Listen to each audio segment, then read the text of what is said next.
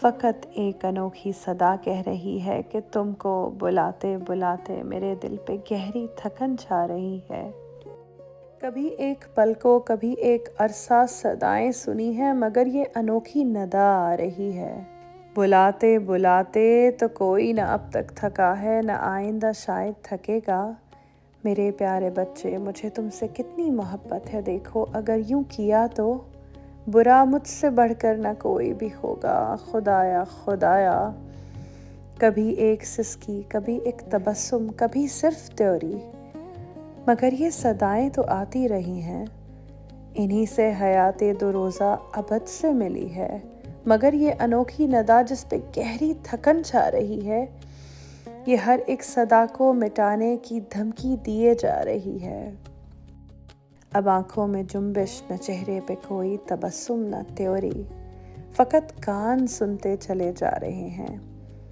یہ ایک گلستاں ہے، ہوا لہلہاتی ہے، کلیاں چٹکتی ہیں، غنچے مہکتے ہیں اور پھول کھلتے ہیں، کھل کھل کے مرجھا کے گرتے ہیں، ایک فرش مخمل بناتے ہیں جس پر میری آرزوؤں کی پریاں عجب آن سے یوں رواں ہیں کہ جیسے گلستاں ہی ایک آئینہ ہے۔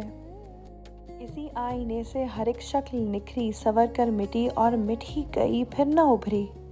یہ پربت ہے خاموش ساکن، کبھی کوئی چشمہ ابلتے ہوئے پوچھتا ہے کہ اس کی چٹانوں کے اس پار کیا ہے، مگر مجھ کو پربت کا دامن ہی کافی ہے۔ دامن میں وادی ہے، وادی میں ندی ہے، ندی میں بہتی ہوئی ناؤ ہی آئینہ ہے۔ اسی آئینے میں ہر ایک شکل نکھری، مگر ایک پل میں جو مٹنے لگی ہے تو پھر نہ ابھری۔ یہ صحرا ہے پھیلا ہوا، خشک بے برگ صحرا، بگولے یہاں تند بھوتوں کا عکس مجسم بنے ہیں، مگر میں تو دور ایک پیڑوں کے جھرمٹ پہ اپنی نگاہیں جمائے ہوئے ہوں۔ نہ اب کوئی صحرا، نہ پربت، نہ کوئی گلستاں، اب آنکھوں میں جنبش، نہ چہرے پہ کوئی تبسم، نہ تیوری، فقط ایک انوکھی صدا کہہ رہی ہے کہ تم کو بلاتے بلاتے میرے دل پہ گہری تھکن چھا رہی ہے۔ بلاتے بلاتے تو کوئی نہ اب تک تھکا ہے، نہ شاید تھکے گا، تو پھر یہ ندا آئینہ ہے، فقط میں تھکا ہوں۔ نہ صحرا، نہ پربت، نہ کوئی گلستاں، فقط اب سمندر بلاتا ہے مجھ کو کہ ہر شے سمندر سے آئی، سمندر میں جا کر ملے گی۔